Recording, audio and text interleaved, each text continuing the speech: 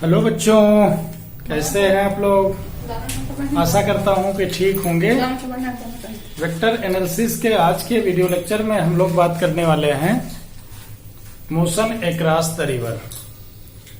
अभी क्या है, नदी को पार करते समय, नदी को जब हम पार करने के लिए मूव करके जाते हैं दूसरे किनारे पर, तो what are the possible situations, how one cross the river to reach another and.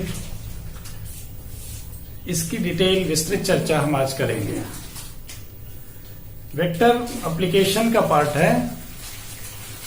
इसमें हमें दो पॉसिबल सिचुएशंस मिल सकती हैं। एक तो यह कि रिवर को क्रॉस करना है न्यूनतम दूरी तय करते हुए, by travelling minimum distance, shortest distance.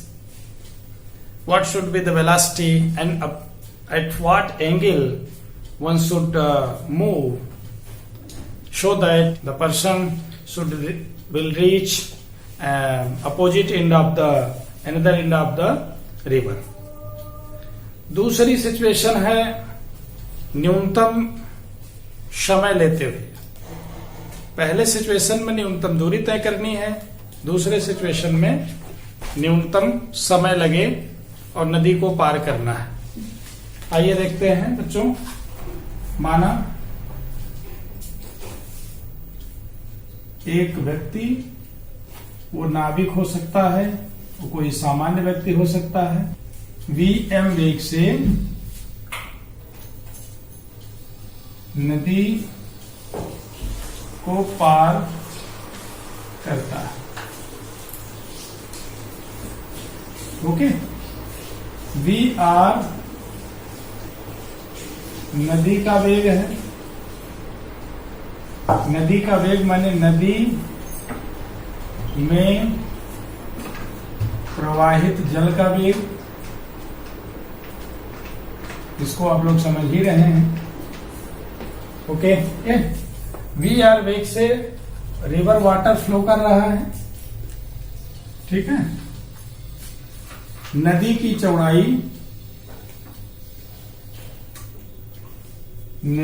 चौड़ाई स्मॉल डी है।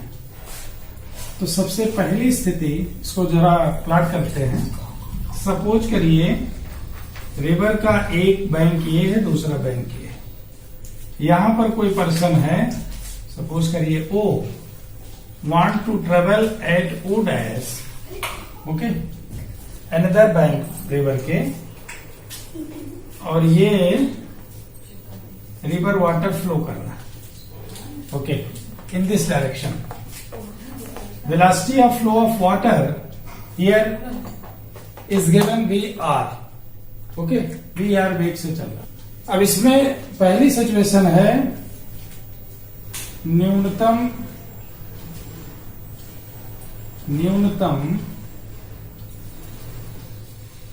दूरी तय करते हुए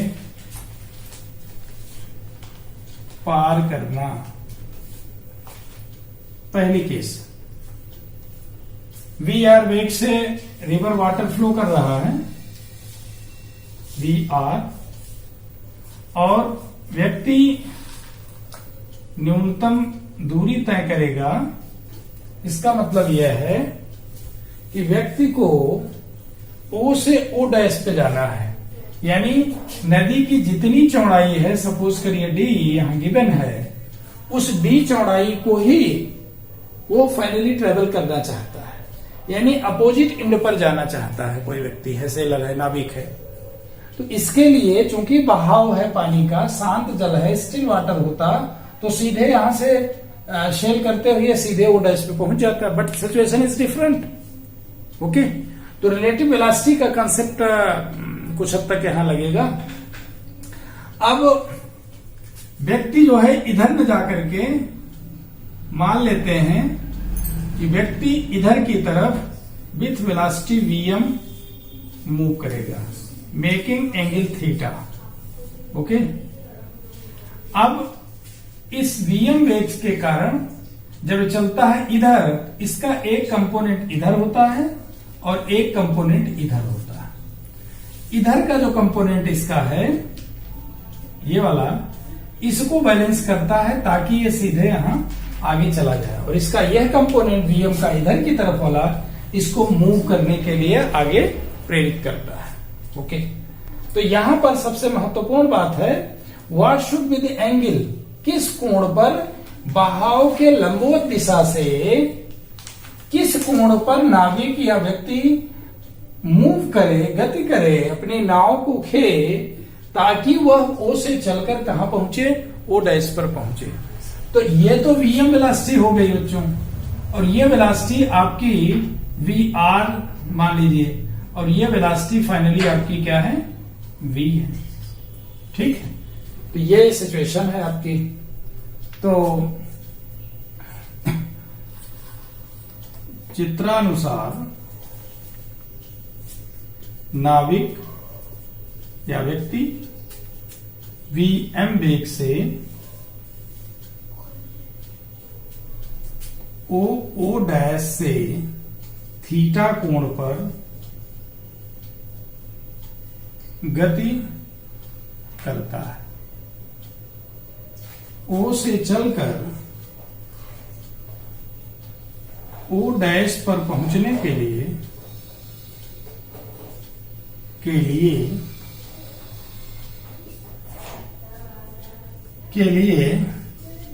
Vm का ऊर्ध्व घटक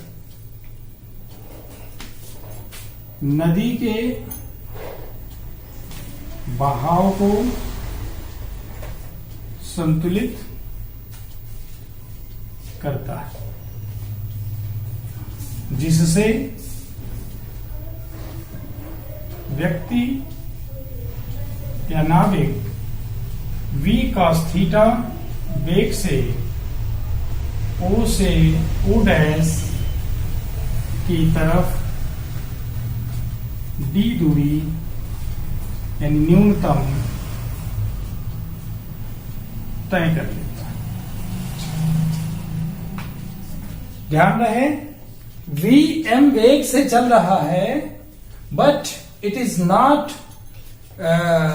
moving from O to O dash d distance with velocity Vm, rather it is moving along O dash traveling d distance with velocity V, you can say V cos theta, क्योंकि V का O dash के lamb component V cos theta होगा, और V का इधर की direction में vertical component V sin theta होगा, जो कि इसके इस VR को बैलेंस करता है ताकि वो इधर ना जा सके।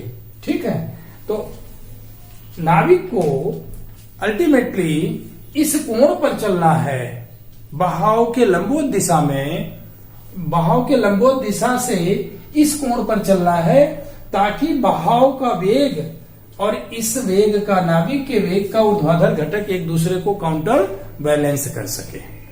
और इसका जो कंपोनेंट है जिसको हम V कह रहे हैं, V cos थीटा को, इससे चल करके O से O डैश में पहुंच जाएगा। यानी रिवर बैंक के अपोजिट एंड पर नाविक तभी पहुंचेगा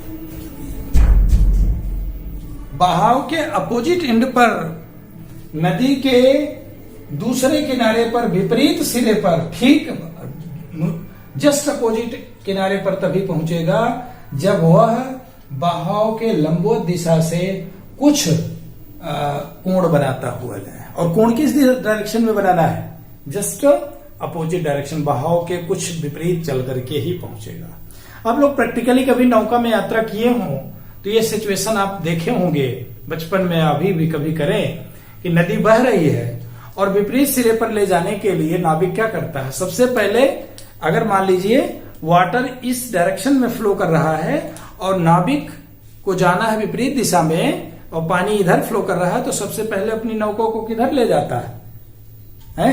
जिस तरफ से पानी बहता हुआ आ रहा है उस दिशा में तिरछा ले जाता है। ठीक, और इसीलिए ले जाता है ताकि उसका कंपोनेंट जो कि बहाव के कारण, पानी के बहाव के कारण नौका को वो इधर की तरफ शिफ्ट कर रहा है पानी का बहाव, तो वो ओ से ओ डैश पर पहुंच सके। तो वो प्रॉपर एंगल हमें कैलकुलेट करना है, कितना होगा, कैसे कैलकुलेट करेंगे, bye knowing the velocity of flow of river and also bye knowing the velocity of the seller और द नाविक और a man by which it starts moving by making angle theta. Okay, तो ये दो चीजें यहां महत्वपूर्ण हैं। तो सबसे पहले हम लोग निकाल लेते हैं यहां पर न्यूनतम दूरी तय करने के लिए क्या कंडीशन होनी चाहिए, v sine theta, vm brother, vm sine theta must be equal to vr। इधर का वेग जो है मैग्नीट्यूड में, इस कंपोनेंट जिसको हम लिख रहे हैं vm साइन थीटा। ओके, तो अब ये क्या हो गया, implies that sine theta is equal to vr upon vm, और you can say that theta is equal to sine inverse vr upon vm। बच्चों, इस पर बेस्ड न्यूमेरिकल आता है कि एक नदी इस वेग से बह रही है, एक व्यक्ति किस कोण से, बहाव के लंबवत दिशा से किस कोण पर चले या बहाव की दिशा से किस कोण पर चले ताकि वह विपरीत सिरे पर न्यूनतम दूरी तय करके पहुंच सके। तो इसमें हमें दो बात ध्यान मतलब महत्वपूर्ण बात ध्यान रखनी, बहाव के लंबवत दिशा से पूछता है तो थीटा, बहाव की दिशा से पूछता है कितने कोण पर चले तो 90 प्लस थीटा, है ना। बहाव की दिशा से व्यक्ति का कोण कितना हो गया, is equal to 90 plus theta. हमने यहां माना है कि लंबवत दिशा से थीटा कोण पर है, तो यहां से कितना एंगल हो जाएगा, 90 प्लस थीटा हो जाएगा। ओके, और एक तरीके से इसको अगर आप ऐसे बना लें ये, तो एक तरह से पैरेललोग्राम टाइप का स्ट्रक्चर भी बन गया, वी आर और वी एम, इसका रिजल्टेंट यहां वेलोसिटी वेक्टर आपका वी आ रहा है। अब यहां पर दूसरा महत्वपूर्ण फैक्टर है, what time duration is in which the sailor moves from O reaches to O dash, just opposite interval, कितने समय में वो पहुंचता है, इसका कैलकुलेशन हम कैसे करते हैं, ये बच्चों देखते हैं। इसको थोड़ा सा मिटा देंगे। ओके, नाविक द्वारा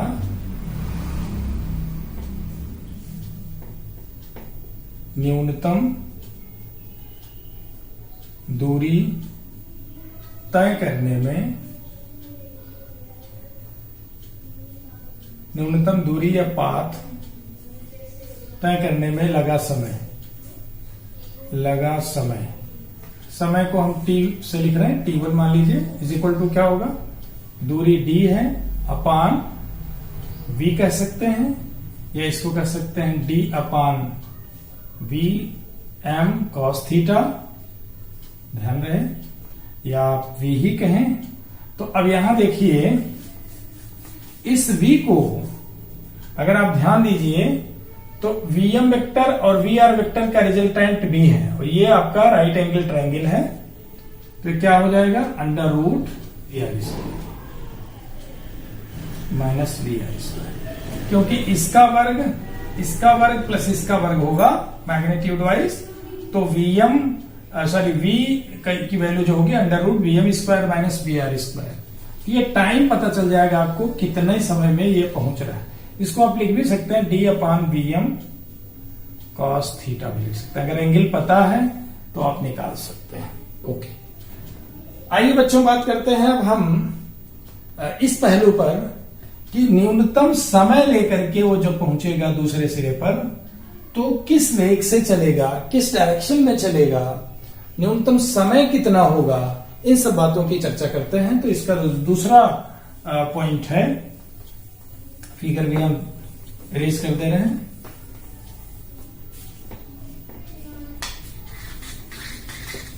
सेकंड पॉइंट,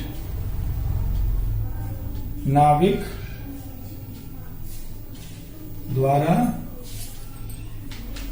न्यूनतम समय में नदी को पार करना, नदी को पार करना, ये महत्वपूर्ण। नदी है आपकी, फिगर देख लीजिए, this is also a river by distance same, let us assume D. A person starts from here, wanted to reach here, O dash. Here condition is not कि वो शॉर्टेस्ट डिस्टेंस ट्रेवल करेगा, वो न्यूनतम time लेना चाहता है।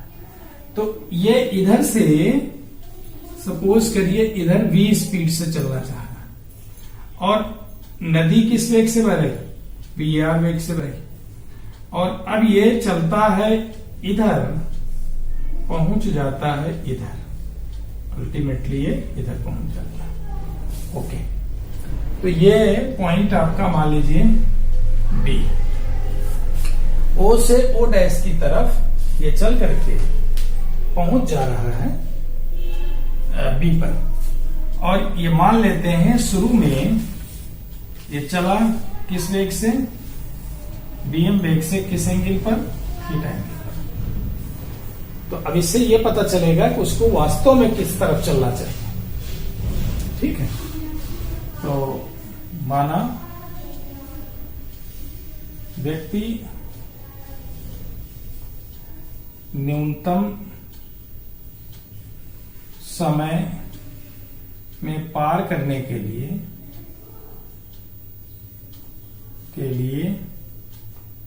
O dash से theta कोण पर बीएम वेग से गति करता है। तो उसके द्वारा लिया गया समय t बराबर क्या होगा, डिस्टेंस पार करने में तय की गई दूरी d है, अपान कितना हो जाएगा बच्चों, d अपान v cos थीटा, क्योंकि d दूरी वो कितने में चल रहा है, vm cos थीटा। तो समय न्यूनतम के लिए इसको मान लीजिए t2 है, थीटा क्या होना चाहिए, cos थीटा 1 होना चाहिए, implies that theta is equal to 90 degree, sorry theta is equal to 0 degree. अर्थात व्यक्ति बहाव के लंबवत दिशा में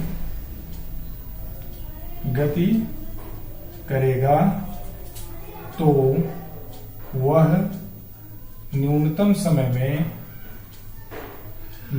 समय में नदी को पार करेगा। बच्चों ये बात समझिए। बट अब ये थीटा 0 एक्चुअली होना चाहिए, तो ये चला किधर, v वेग से इधर ही चल रहा है ना। जब इधर चल रहा है तो एक्चुअली जा इधर रहा है, लेकिन पहुंच किधर जाएगा, इधर पहुंच जाएगा। तो ऐसे क्षण में हमें ये देखना है व्यक्ति O से O डैश पर न पहुंचकर कहां पहुंच जा रहा है, B पर पहुंचता है, यानी कुछ क्षैतिज दूरी आगे बढ़ जाता है। व्यक्ति द्वारा लिया गया न्यूनतम समय, व्यक्ति द्वारा नदी को पार करने में लिया गया न्यूनतम समय t minimum is equal to d upon vm, velocity of mind, ध्यान ये रखना। तो अब ये ये पता चल गया। इस दौरान व्यक्ति द्वारा क्षैतिज दिशा में तय की गई दूरी बराबर O dash B is equal to O dash B कैसे निकालेंगे? T minimum into V R, और T मिनिमम कितना है बच्चों? भी हम लोगों ने निकाला। T मिनिमम हमारा है D upon V M, okay, into V R. तो हमारा आ गया जो x डिस्टेंस, इसको अगर हम x मान लें तो x आ गया V R upon V M into D. तो ये क्षैतिज दूरी कितना चलेगा ये भी मालूम चल गया, और न्यूनतम समय कितना लेगा ये भी मालूम चल गया। तो अल्टीमेटली हमको पता चल गया कि नाभिक जो है न्यूनतम कितने समय में पहुंचेगा। तो आइए देखते हैं बच्चों, व्यक्ति को नदी पार करने में तय किया गया परिणामी विस्थापन कैसे निकालोगे बच्चों? OB इज इक्वल टू क्या होगा? OB का सीधा मतलब equal to under root O dash square plus O dash B का square, that is equal to हो गया अंडर रूट O डैश कितना है? D square plus D into V R upon V M का whole square. तो D square बाहर ले लीजिए, D बाहर आएगा, 1 plus V R square upon V M square. इसको और बेहतर ढंग से लिखे हम लोग तो मिलेगा परिणामी विस्थापन is equal to D under root V R square plus V M square upon V M.